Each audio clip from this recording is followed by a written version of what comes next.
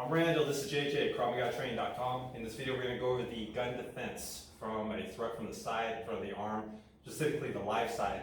And the issue I want to address is preventing the attacker or the gunman from taking your back. Because in our training center, when our students start pressure testing this after they learn the basic application, this is a problem that does come up. So I'm going to show you guys what that problem is, how to prevent it. So this is what I'm talking about here.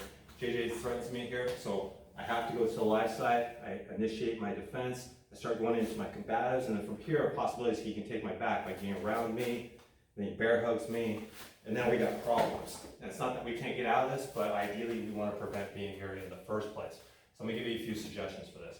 Okay, first of all, when you guys get to this position here, you need to throw strong combatives, which you guys know is standard procedure at Krav Maga. The key to this is you gotta get him on his heels, you gotta get him backing up. So my favorite combative is that shoulder check to the chest and back him up. If he's on his heels and he's going this direction, it's hard for him to go the opposite direction to take my back. He needs to go this way to take my back. So if I got him on his heels, with hard shoulder shakes, hard head butts, knee kicks, that's great. But here's the thing, is I don't want to be greedy with my combatives. And what I mean by that is I don't want to sit here, turn sideways, just hitting them all day long, because the reason why the people take their back is because in our class, they don't want to get hit. He's getting tired of getting hit here, so he needs to find a hiding place. So that's why he wants to get behind me. A lot of this, not just to improve his position, but to protect him from those strikes. So don't sit there, hit them 5 million times. You need to go to your strike, boom, and get into your takeaway immediately. Second thing is, if you do feel them trying to take your back, it's really important that you have good frames, elbows in front of your stomach, proper frame. Now I have another video that covers this in great detail because this is super important to make sure the line of fire doesn't go back on you. But the other secondary benefit is hard for him to take my back. If my elbows are past my ribs and the gun's close to me, look how easy it is for Jay to get around me, connect his hands and put a tight bear hug on me.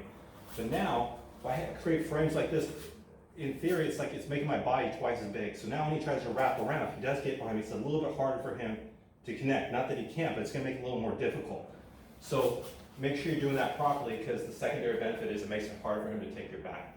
But here's the most important thing. When I get to this position at any stage, it's very important that I square up with him. So a real common mistake that beginners make when they first learn this defense is they'll do the takeaway by breaking this at a 45-degree angle, but notice I'm only using the strength of my hands.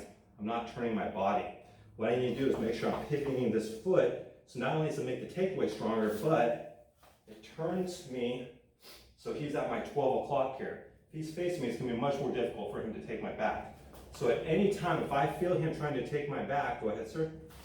Notice I turn, pivot, and rotate and keep facing him. Not only to make the takeaway stronger, but that keeps him in front of me so he prevents the takeaway.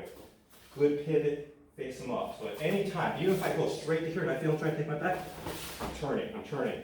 Super, super important. So those are all the important details to make sure that the attacker doesn't take your back. Strong combatives that back him up. Good elbows in, nice and tight to make yourself, in theory, makes your body a lot bigger. And the last thing is always be prepared to square up and turn with him, not only to make the takeaway stronger, but to prevent that back take, keep him at your 12 o'clock.